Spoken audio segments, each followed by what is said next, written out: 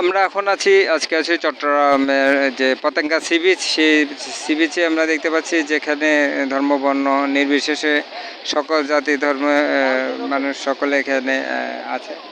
তো এখানে সকলে আনন্দঘন মুহূর্ত হিসেবে আছে। সবাইকে সাথে থাকার জন্য অনেক ধন্যবাদ।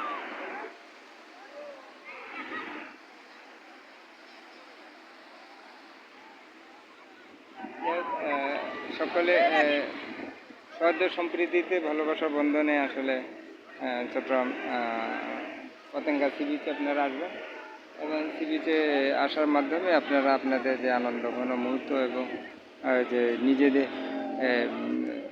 যে আন্তরিকতা এবং